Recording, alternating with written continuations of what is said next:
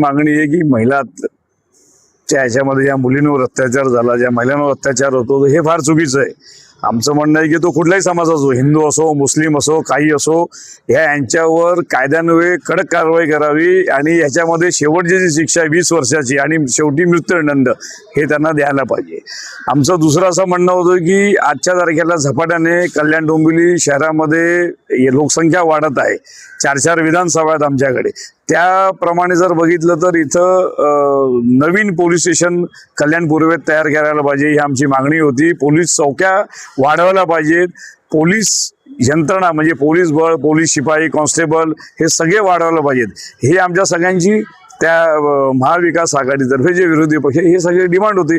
आणि कायदा सुव्यवस्थेचा जो प्रश्न आहे, येणाऱ्या काळामध्ये जसं आज कल्याण डोंबिवली शहरामध्ये पोलीस आणि नागरिक हा संवाद हा कुठेही दिसायला मिळत नाहीये, तर आम्ही निवेदन केलंय की आपण एक तो सुसंवाद चालू करायला पाहिजे, ज्याच्यामुळे लोकांपर्यंत तुमचं काय म्हणणं आहे आणि लोकांचं काय म्हणणं आहे हे कळेल आणि त्यातनं सगळं निवारा निघेल. यांचं तर जे केलेलं आहे ते तर एकदम तो नीचपणा आहे. अशा लोकांना जर BNSचा कायदा बघितला 63, 64, 62 मध्ये, तर ह्याच्यामध्ये त्यांना 20 वर्षाची जी शिक्षा आहे ती 20 वर्षाची शिक्षा देऊन त्यांना मृत्यूदंड म्हणजे आजीवन कारावास द्यायला पाहिजे त्यांना.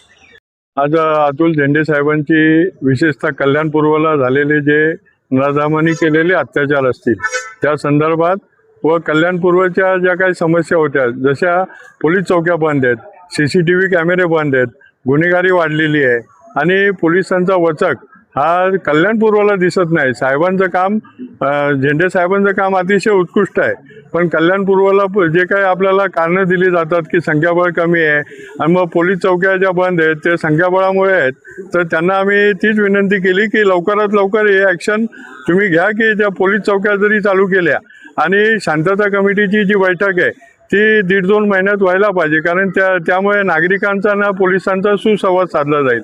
हे जे काही सरकार आहे ते फक्त खासदार फोडाफोडी किंवा आमदार फोडाफोडी, नगरसेवक फोडाफोडीमध्ये आणि या सरकारच्या संदर्भात जो काही नागरिकांमध्ये रोष आहे, जी काही गुन्हेगारी वाढली तिथे बिलकुल लक्ष नाही. देवेंद्र फडणवीस गृहमंत्री आहे पण त्यांचा वचक या पोलिसांना नाही आहे. आज सर्वसामान्य नागरिक जेव्हा पोलीस स्टेशनला कंप्लेंट घेऊन जातात तरी एखाद्या नेत्याचा फोन आल्याशिवाय कंप्लेंट घेतली जात नाही.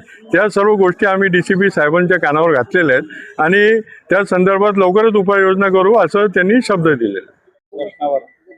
पक्ष हा एकवटलेला आहे आणि पोलिसांकडे त्यांनी निवेदन दिलेलं आहे, नेमकी आरोपीला काय शिक्षा व्हावी काय नाही.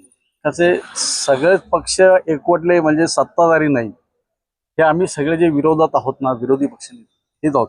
कारण आपल्याला तुमच्या माध्यमातून आम्हाला न्यूज मिळतात की आज ह्या ठिकाणी बलात्कार झाला, उद्या त्या ठिकाणी बलात्कार झाला, की असं का घडतंय की यांच्यावर अंकुश नाही का सत्ताधाऱ्यांचा.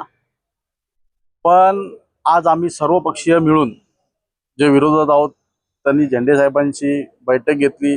झेंडे साहेबांना संपूर्ण कल्याण पूर्व पश्चिम परिसरामध्ये काय होतंय हे सगळं डिटेल्स दिलेलं आहे आम्ही.